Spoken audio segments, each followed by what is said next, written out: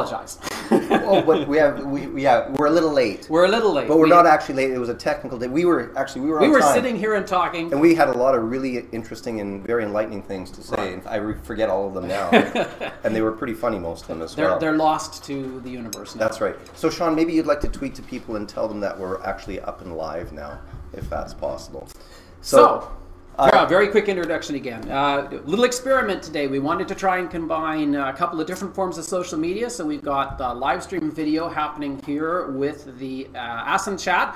We've had some lovely discussion about whether that's the correct pronunciation, and yes. Looking some of the tweets go by, we've decided that like really is the way that you say it. But it's just wrong when you say it that way, especially now that we actually have audio associated with this.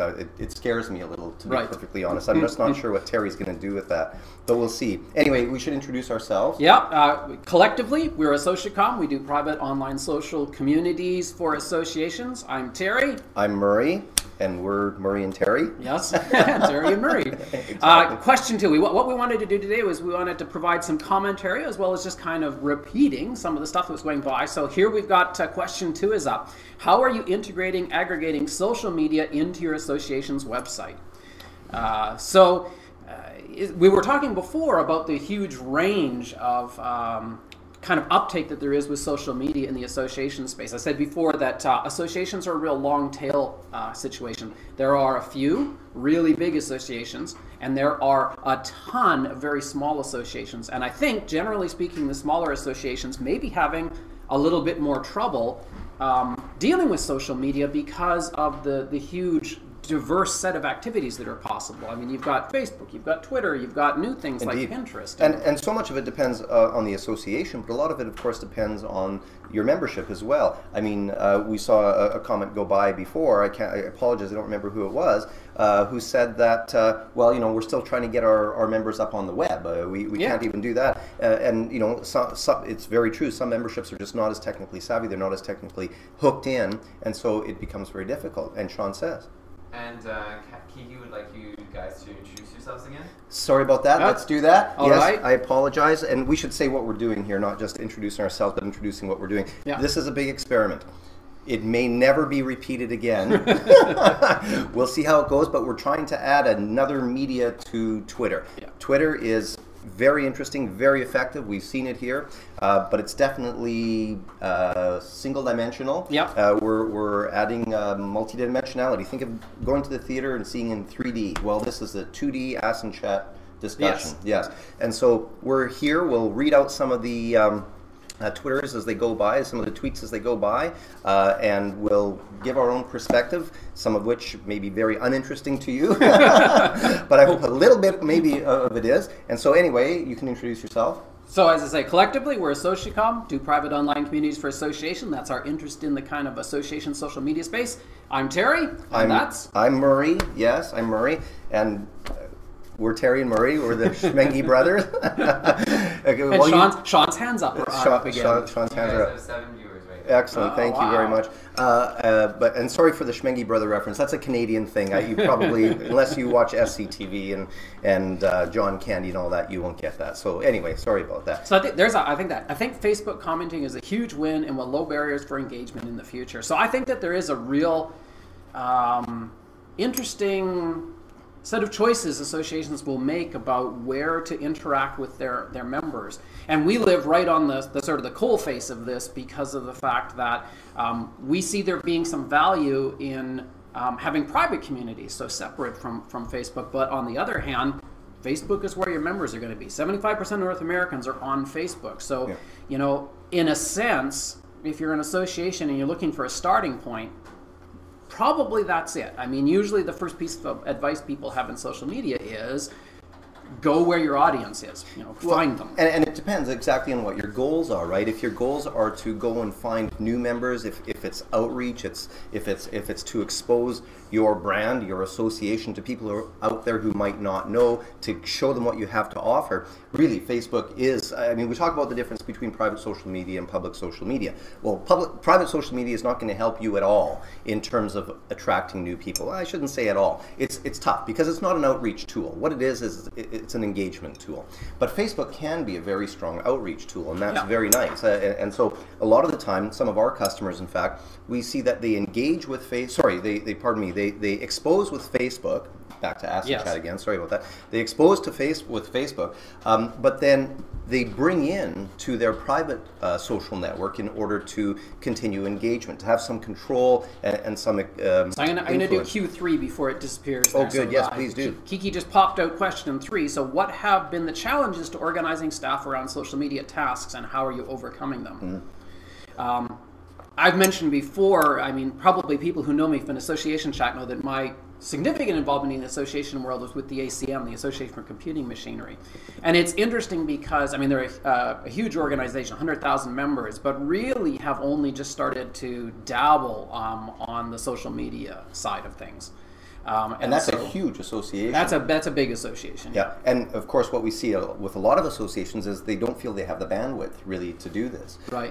And so you know, it's a huge mistake to think that social media can be done in 5 minutes a week. I mean, you can, and maybe you'll get some effect out of it, but you're not going to get a lot. And I think what we see time and time again is that social media can be an exceedingly powerful tool, but it doesn't come for free. And I don't mean monetarily, although that's certainly part of it, but I mean in terms of effort. You really have to have a strategic plan around it. You have to understand what you're trying to achieve, and you have to employ the tools that match up with those plans. We see people talking about putting policies into place, you know, who posts, how we post, when we post. That's Deviljack. Very good. I mean, that's exactly the kind of thing that we're talking about.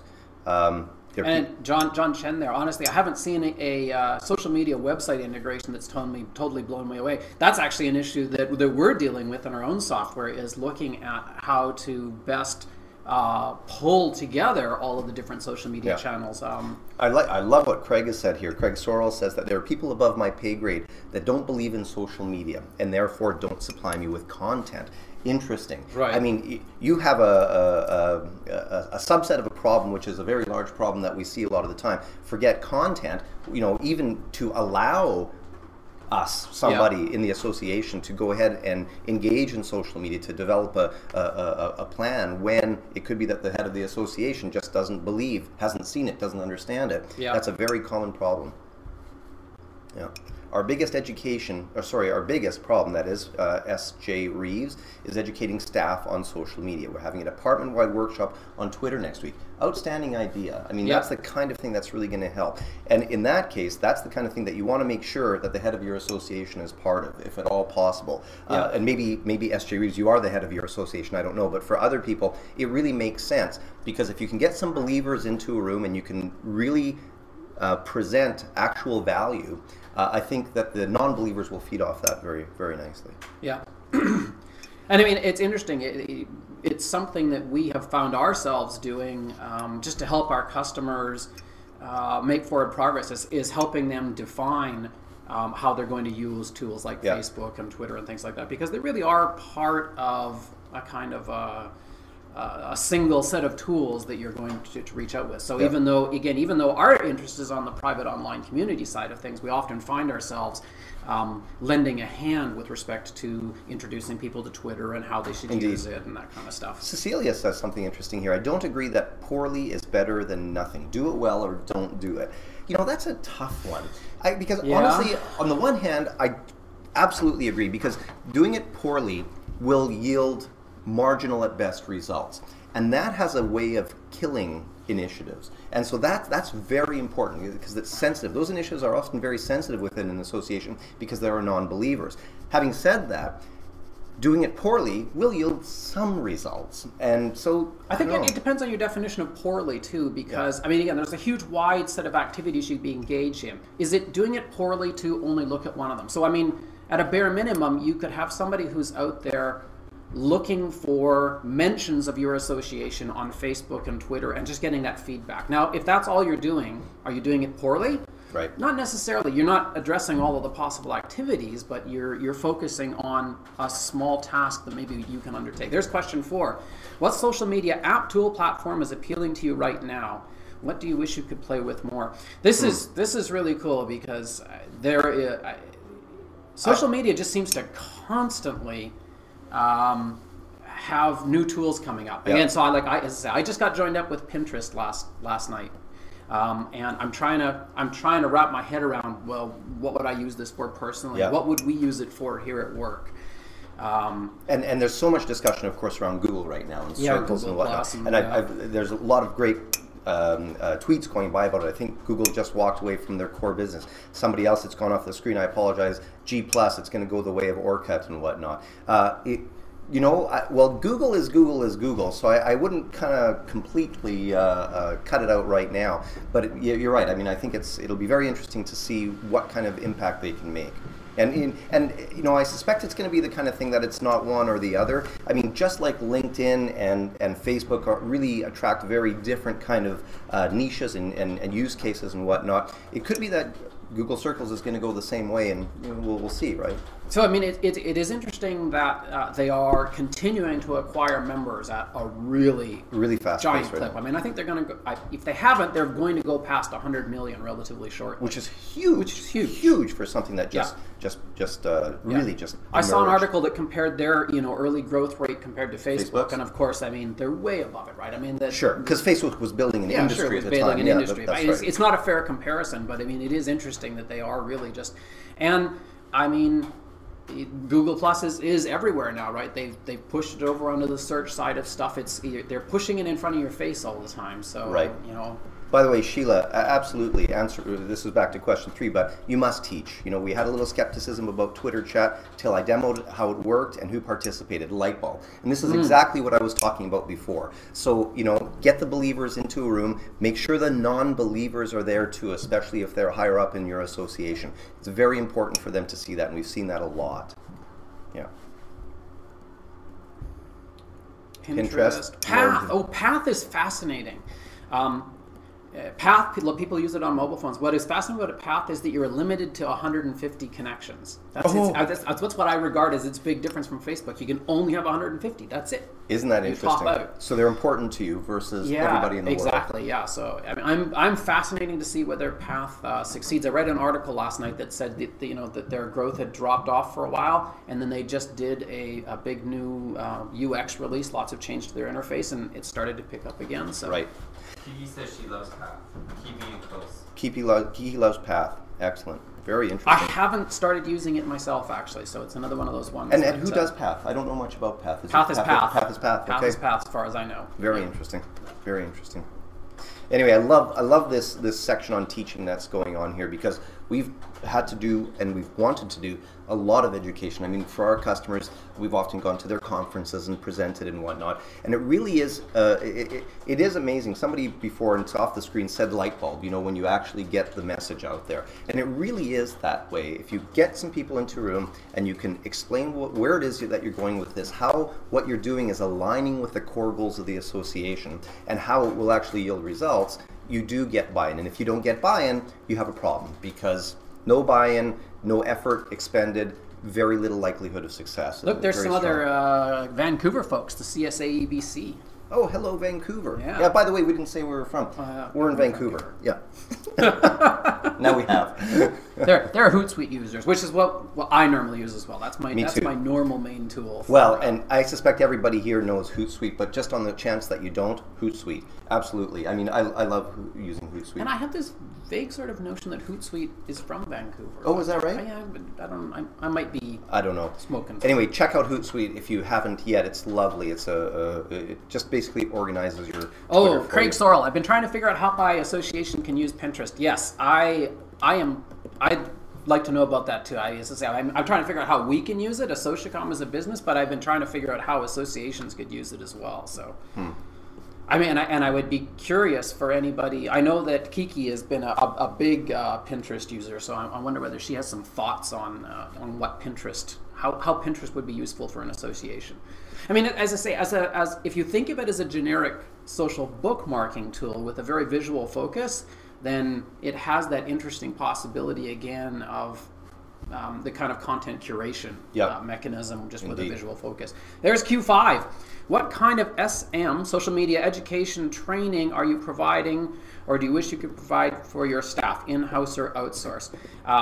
That's really interesting. I mean, again, as I say, that's something that we have started providing for our customers and potential customers, just because we find that they really are needing that. And really what's happening is our experience as a company in using social media is able to inform them about the ways that they could use social media. So we're basically just using our personal experience as a way of helping them understand things. You know, the question said, you know, in-house, external, and honestly, I really believe in-house is more powerful, and which is a silly thing for me to say, since that, you know, we're externals when we do it. But it's just so much more meaningful when it comes from somebody inside that believes.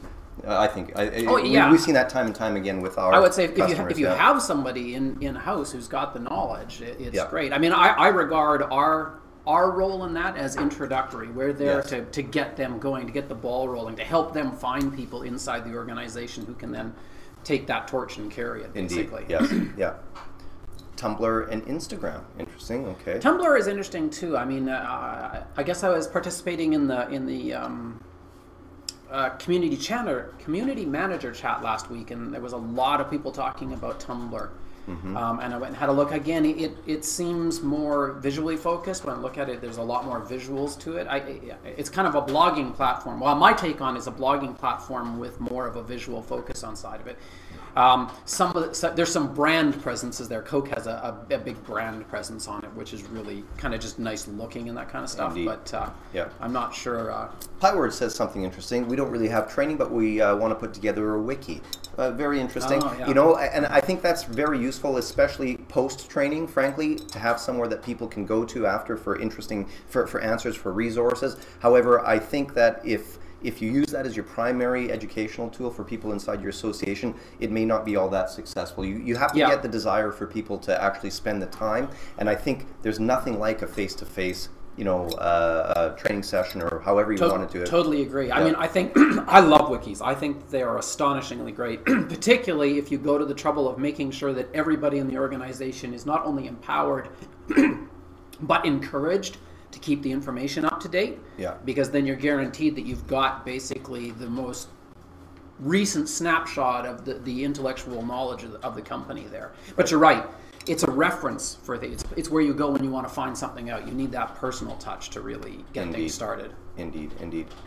Oh, so there's a pro version of Hootsuite, and you know what? I don't have the pro version of Hootsuite, so actually I don't really know that much about what you get for that. But somebody was saying before, there's a couple things missing from Hootsuite. For instance, color coding. You know, the. Well, that's interesting. I mean, I know it's got a big reporting suite. So there's one report that I think you can get for free when you're using the free version, but there's a lot more analytics, and even the free one that's there. And so I'm using the free version as well. Even that one report that's there is really good. It makes me almost want to go out and buy it. Is that right? It gets me close. All right. Okay. Good. There's a little discussion on the chat saying, talking about Pinterest for associations. Oh, There's a lot of good examples about Pinterest for associations. But Marvin says that associations should wait a year before adopting Pinterest. Oh, interesting. So I don't know if you guys heard that Kiki was saying that she has a lot of great examples of how associations can or do use Pinterest, but Marvin was saying that it might be wise to wait a year before embarking down that road. And I understand that, you know, with new tools, you just really, it's hard to switch sometimes depending on what it is that you're doing. You get people excited about it. So it isn't a bad idea to make sure it's going to be I think, again, it also depends on your goals. I think Kiki actually showed some of the examples on her Friday show last week of some sites that are using Pinterest, and they really were very visually stunning. Good outreach mechanism. I mean, if you were looking for a way to have something that could attract people and pull them in. As a mechanism for more member-facing stuff, I'm not as sure about that. CSAEBC, hello again in Vancouver. Just mentioning this because a lot of people are talking about this. I love the scheduling component of Hootsuite. That's why I use Hootsuite, frankly. Okay, the automated searches and that's kind of nice, but the scheduling component, because for me, a lot of what I do in Twitter is trying to pass on interesting information. I know that's what a lot of us do on Twitter to other people who would care about it. And I do this once a day. I do it maybe twice a day, but I don't want 7 tweets to come out all at the same time. And so I schedule them over the course of the day. And if I'm going to be away for the weekend, I mean, maybe sometimes that causes an issue with the currency, but it's very, very useful for me. Here's question 6. Share with us about your social media policy. Have one, this is actually quite fascinating. Actually, up on our community site, we've got a template social media policy that we didn't write. We just grabbed from somewhere else, but it looked like it was a pretty good template. And it's interesting because this relates to a question that a conversation I actually had with Marvin a couple of weeks ago on the association chat. Where we're talking about empowering all of the staff members within the organization to participate in social media, and what information that they need, what guidelines they need. One of the big things about social media that people really love is this transparency and interacting with real people. So you don't want your social media policy to stop people from being who they are. Yeah. But I think you want it to, at the same time, make sure that people get the right information. Yeah. And a lot of people are basically coming clean in public here and stepping out and saying, we don't have one, it's embarrassing, but that's the way it is. Other people, ours is basically use your brain, and that really makes sense, right? Yeah. I mean, and use your brain, that does make sense, but at least trying to lay out some of the things that you're trying to achieve in that policy, and making sure that what people do within the context of that policy aligns with what it is that your association is trying to achieve, because you'd be surprised, or maybe you won't be surprised, how often it is the case that, okay, social media, well, okay, it's social media. Go ahead. I'll just use it any way I feel is important. But alignment, always really critical. And there are legal issues too. There was a blog posting I read the other day, and I posted it up again to our community site, and it was from a lawyer talking about, legal implications of what people do on behalf of your organization in social media. So there are really some issues that could come to light if you're not careful about that, that type of stuff. And it looks like a lot of people's policies just really revolve around don't do something stupid, right? Yeah. And as I say, that's a great minimalistic policy, but guidance on what it is that is appropriate, not even in the sense of being inappropriate, but what the goal is of the social media that your members are engaged in within the context of the association. Very important. It really sets the tone, assuming they read it, for how it gets used. Yeah. That's interesting. Danny Oliver says, our policy to be effective in social media is that you need to understand how it works for your brand before you can tackle another brand. I don't get that second part. Maybe you get that second part. But I certainly concur with, you need to understand how it works for your brand. And that's part of what I've been saying. Yeah. Dictating usage. Right. Answer 6. I missed question 6. Oh, no, that was question 6. That's the policy one. Good. Are those who write the social media policy actually those on social media to Oh, I see. Are the people who wrote the policy actually doing the policing? Lowell Matthew, I've actually talked quite a bit with him, and some good conversations back and forth about chapters and stuff with him and that kind of stuff. So that's a really interesting issue about whether the policy givers are actually there trying to make sure that they're... Right. And of course, given the state of many associations not being very big, it's often one person who has the purview of all things social media, and so often they will be the same person. And I think that's interesting. Again, I mean, the policy issue, in some sense, almost doesn't come up for small associations, because it is going to be, it's likely one person or a small group of people who are kind of close in it. Social media policies are more, I think, of an issue when you have an association the size of ACM. ACM has about 80 staff. Right. Well, there's a little bit more of an opportunity for disconnects to happen in that kind of a universe. Yeah. So. But I mean, even if there's one staff member, making sure that staff member is very aligned with the people above that staff member. Yeah. I mean that's another way to engage as we say, the people upstairs. Basically, is what kind of policies do we want, and how do they align with the goals of our association? Very important, right? Yeah. Yeah. Oh. So I'm actually one of the things that comes up in the policies often. Here's a good one. ASA resort. Sorry, Sorry, I apologize for interrupting. but Maggie says A6.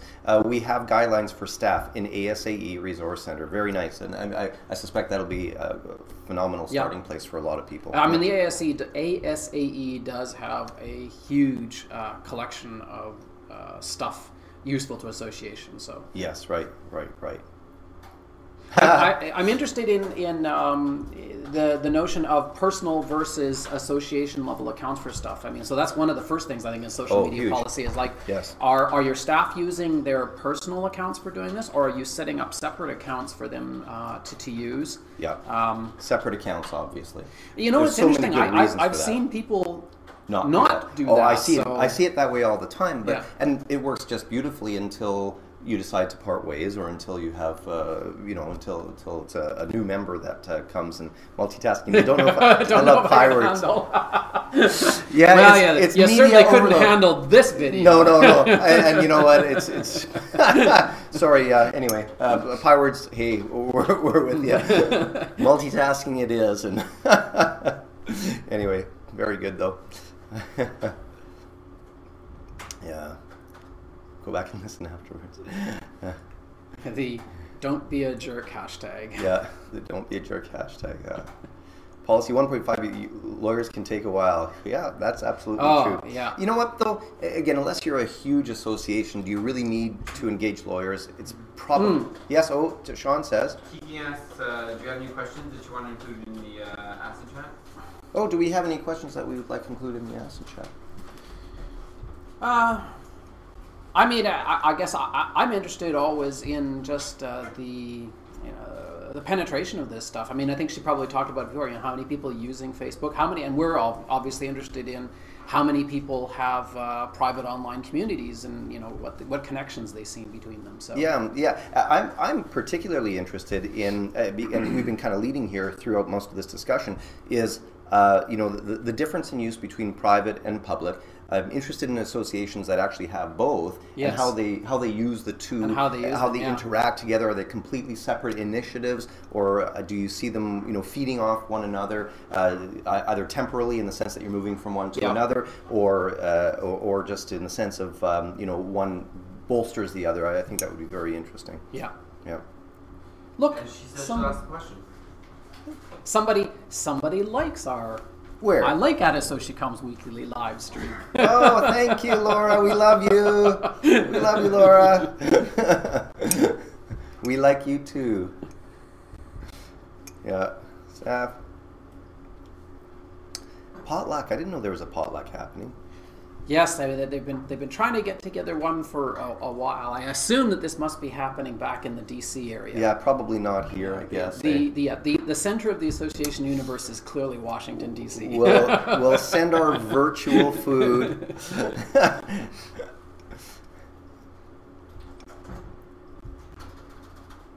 Good luck with the potluck. Wish we could be there.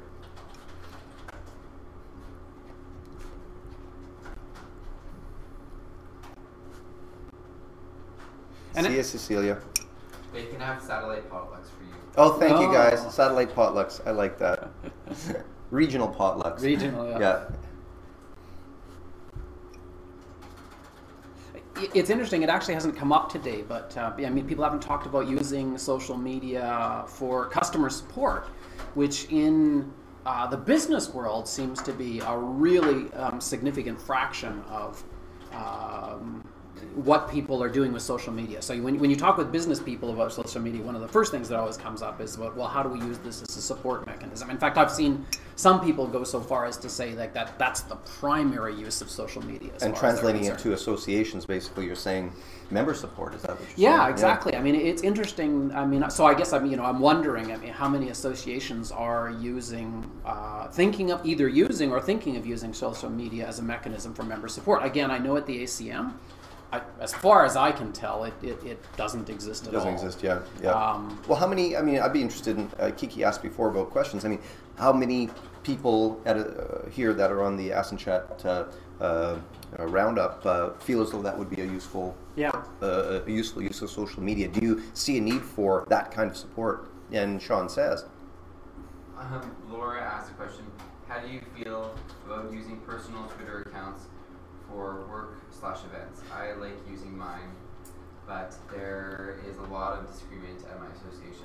Yeah, so Laura says, how do you feel about using personal Twitter accounts? And we were talking a little bit about that before. And I don't know, I think Terry thinks I'm overly anal about this, but I think that's a fairly sticky one, to be perfectly honest. As a business owner, I would actually prefer that people use the company one. Having said that, unfortunately, what that does is it takes away a little bit of the personality, I guess you could say. And I love personality in associations. And you can still have multiple business accounts, right? I mean, so you could set up, of course. Yeah. Oh no, I didn't. I wasn't okay, implying not. But what I mean is, I mean, I think when people don't use their own personal accounts, in some sense, so much more of them comes out in this. And so I think it's tough. But for me, I think the bottom line is, if I have to make a decision one way or another, probably even as the person doing it, I would rather use the company one, because my life is going to change. The business is going to change. Yeah. And one always hopes, of course, that it changes for the better and I move on and everybody's happy and whatnot. But sometimes it can change in a way that, well, I don't really want to be associated with those guys anymore, or I don't want that person associated with me anymore. I'm not trying to be negative here, but it's a good idea to be able to come and move this. I mean, internally we have this issue just with Google accounts and doc accounts and stuff like that, and it's generally a good idea to separate. That one's fascinating. Private employee network using Salesforce Chatter.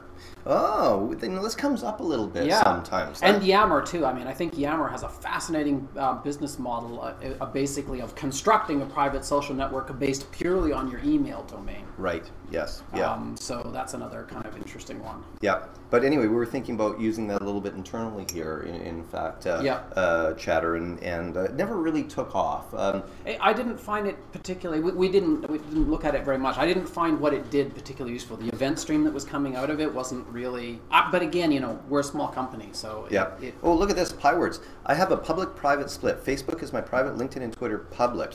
As an association, have to hit both or go to people. So Piewords, if you're listening, I'd be very curious to know how you use them differently. And Sean says. Jordan says that Yammer was bought by Salesforce.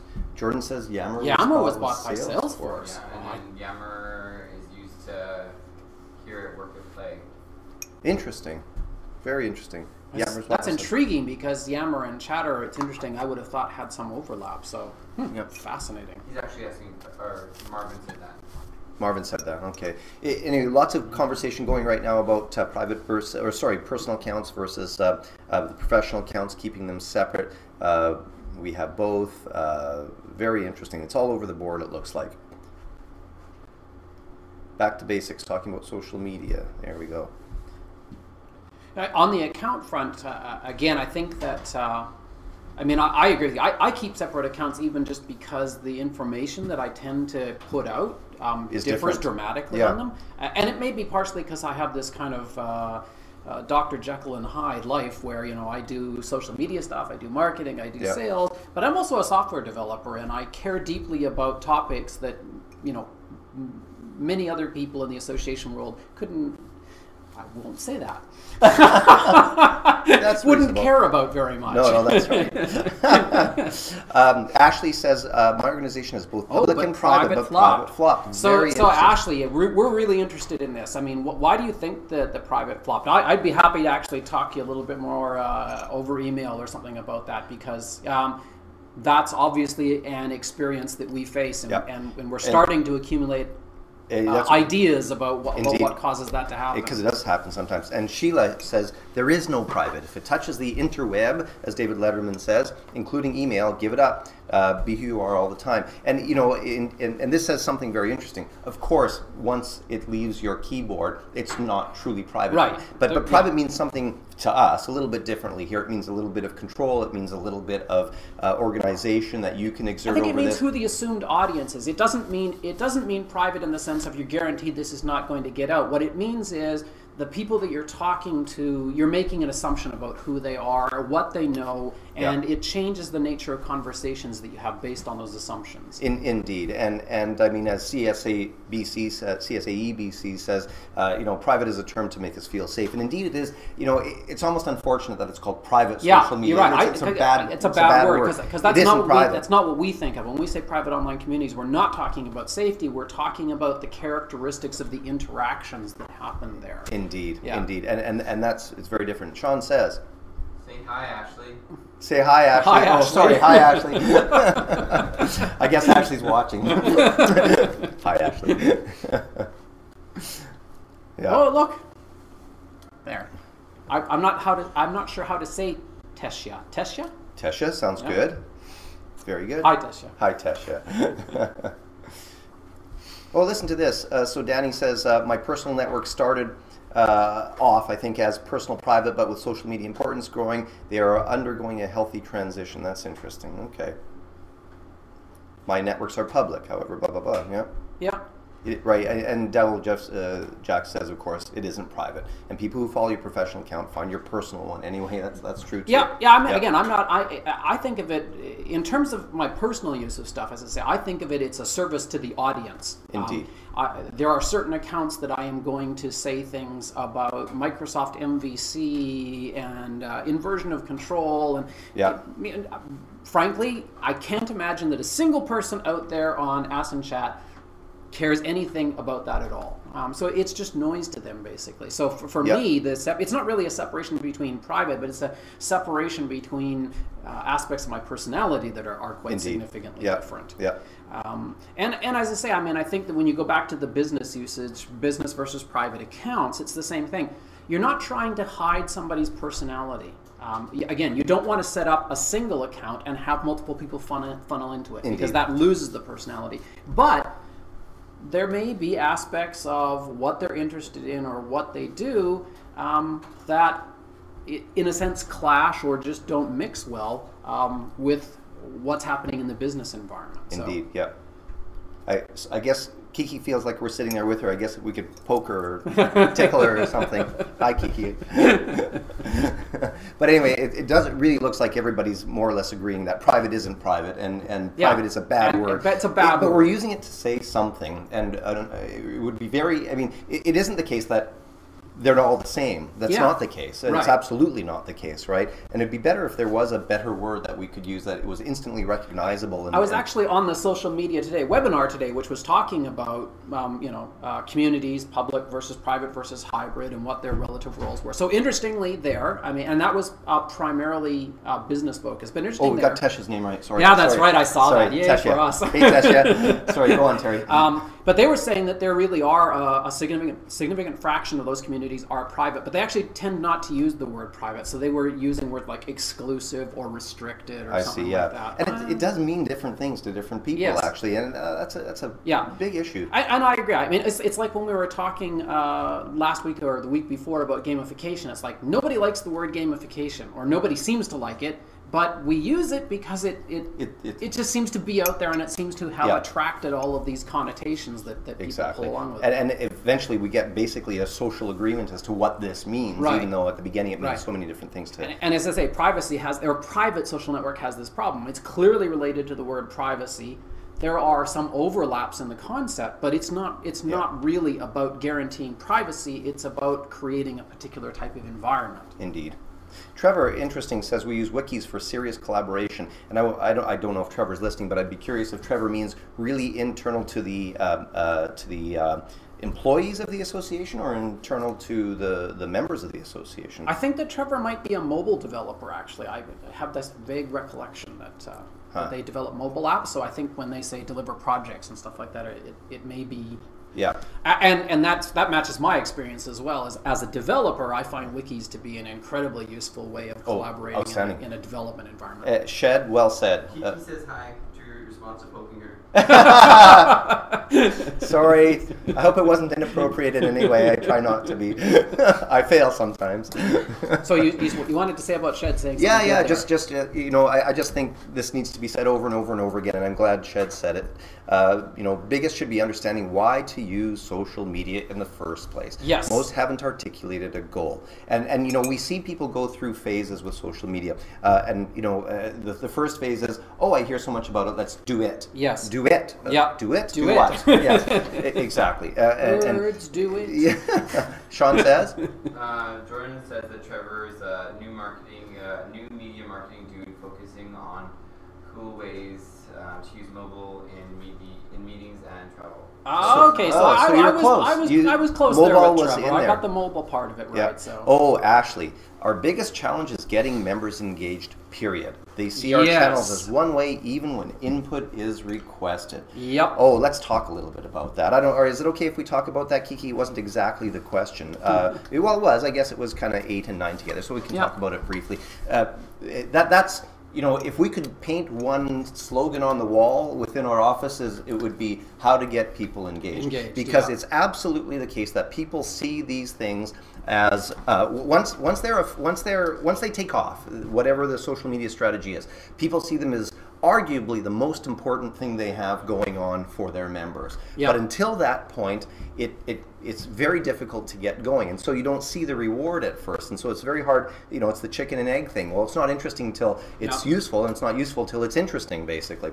Anyway, so what, you know, there's so much that we do in our daily lives to try to figure out ways to engage people, and it really is all about finding people like champions within the association who are believers and who will be there. It's about providing services before the members will do it themselves, like getting questions answered if there are questions. There may not be questions. Seeding things, seeding content, seeding questions. Basically, reaching out one-to-one too. I mean, I think that people will the only way that people will understand that it's not a one-way channel is oddly enough when it's a one-to-one channel.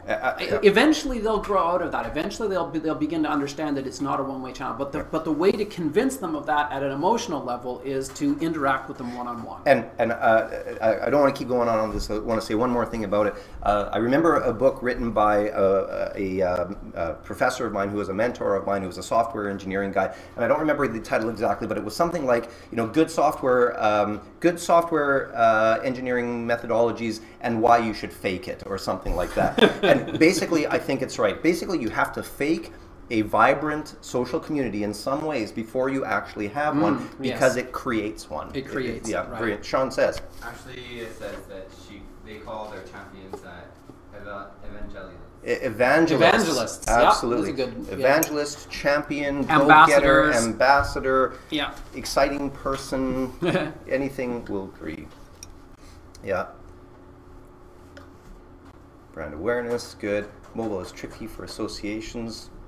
Interesting. Again, I'm really fascinated in mobile. I know that you know the pattern of usage is shifting more towards mobile access in general for people. But for the type of interactions that people have with their association, I wonder whether that has an effect on it. I mean, are those shifting to mobile as quickly?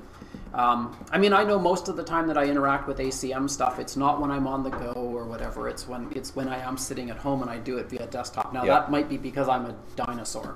You are. I am too. That's okay though. We're friendly dinosaurs. More the Brontosaurus than the Tyrannosaurus Rex. So Danny, vegetarians. Okay. Sorry. No, it's reasonable. Danny says, developing a series of mobile digital books. Very interesting. Oh, that's cool. Yeah. The backstory to each installment takes place via social media. That's really neat. I love it when people take a multi-pronged strategy, have a goal to accomplish, and take a series of tools, using each one to its own strength and putting them together to achieve one goal. I'm interested for Danny, is that in an association context, and are the books kind of professional training related stuff? What's the content of those? I'm curious about that. Yeah. He says you're not dinosaurs. Kiki doesn't know us that well. But she's very sweet though. I like what Sheila said here. For Pete's sake, get a mobile-friendly website before you worry about a doggone app. Abs-a-toodles. Makes totally good sense. It's cheaper, it's faster, and you'll appeal to a large. It's the 80-20 rule, right? Yes, absolutely. You'll accomplish 80% of the goal with 20% of the effort. Yeah, indeed. I mean, again, this has come up today in one context. Yes. But it's goals. Like, what are your goals? You don't want to dive in and do mobile just for mobile's sake. No, indeed. You need to know what it is you're trying to do. Make sense for your values, for your goals. What problem are you solving for the user? What are they doing? Is this the way that they want to interact? So Kiki's question here: what's the biggest takeaway? I know what mine is. Ooh. What is the big? So you go first. Well, there's so many actually great ones, but the one that really resonates with me, it's because it's something we live and breathe, is engagement and how to get. Well, actually, there are a couple. I guess I don't have one. I knew you couldn't keep yourself sorry to about one. that. I apologize. It's making sure that your strategy is aligned with your goals. And I know I'm just saying what everybody who thinks about this says all the time, and everybody who's there already knows this. But Yeah, that Ashley, I just agree totally with Ashley. Our issue with going mobile is finding something our members need. And again, it goes back to the goals, what I call requirements all the time. Yep. What are your requirements? What are your requirements? Does mobile fulfill those requirements? And Yep. that's the question. And so that's kind of what I was saying with my number one. Make sure you understand your goals, your values, and what you're trying to achieve with social media. If you need to use social media at all, maybe you don't. And then the second one was once you've made that leap, once you've gone and you decided it's the social media, it's be prepared and figure out what your engagement strategy is going to be. Don't be daunted by an initial lack of response, because there will be an initial lack of response unless you're exceedingly lucky. Unless you're lucky, Keep with it, keep working at it, find out how to do it right, and keep going, and it'll eventually work. And Sean says? Marvin says the average smartphone user has 25 apps and only uses 12 apps. Yeah. I mean, even I fall into that category. I have a lot more than. Although some of them are very focused. I have an app that's my scuba diving log, so obviously it only gets used when you're frequently. Not when you're scuba diving. Not actually at the time that you're scuba diving. Actually at the time, yes. So I mean, my number one takeaway is actually that thing to do with requirements, right? Is that you have to have a clear understanding of what it is that you're going to accomplish. And it has to be more than in just your mind. You can have a great idea about what you want to deliver. Right. It doesn't make any difference if that's not what your members want to receive. Right. So it's not enough to have goals. You have to understand what it is that your members want. Absolutely. And map that onto that. Cracked a Socialcom technical team, Sean, at this point right now, Maggie says that she only gets sound, not the chat. Right. Yes. It says, for some reason, I only get sound for the ad, not for the chat. And I don't know what the ad is. That's interesting. Well, a live stream always has ads sitting on the front an ad. of it. I'm getting sound. Oh, okay. Another part of our cracked technical team is getting sound, so sorry about that. I'm guessing it might be some kind of browser compatibility issue. Welcome to the land of browsers and web apps. Sorry, I wish we could reach out and fix that. Yeah. Maybe you're going to try a shift refresh on. Maybe a shift refresh. Okay. Lots of great takeaways from this, by the way. I like what S.J. Reeves says. I think what that's they're saying Stephanie, is... by the way. Oh, that's Stephanie. Thanks, Stephanie. I think Stephanie is saying it's not an age thing. I'm 38 and I taught my 24-year-old how to use Twitter. Nice. Oh, yeah, they're not about age. Interest and comfort. Absolutely. Yeah. That's very, very true. Yeah. Danny says, I'm going to write down our social media policy as a formal policy. Yay. Yeah. See? Good idea. Good things always come out of Kiki's work. Good. One of my big takeaways is, boy, Kiki, good for you. Nice work here. Making things happen. Oh, Devil Jack says, love that at Socialcom. You need to deliver what your members want, not some cool thing they think they want. Absolutely. You think they want. Well, sorry, you think they want. And Yeah. Socialcom needs to learn how to read. Yeah, that was my other big takeaway here today. Exactly. Thank you, Kiki. Nice seeing you guys. Let us know if you want us to do it again. Or let us know if you don't want us to do it again. We would understand. And we'll take your advice. Yeah, actually do let us know either way. It would be wonderful.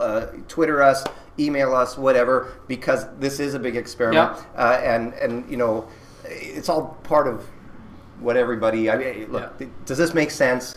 Marvin If it doesn't, says so. Marvin says yes or no? Yes, do it again. He says All yes, right. do it again. Okay, one. Thanks, Marvin. We'll definitely do a straight video to Marvin next time. All right. Thanks again, guys. Thanks. Take care. See ya.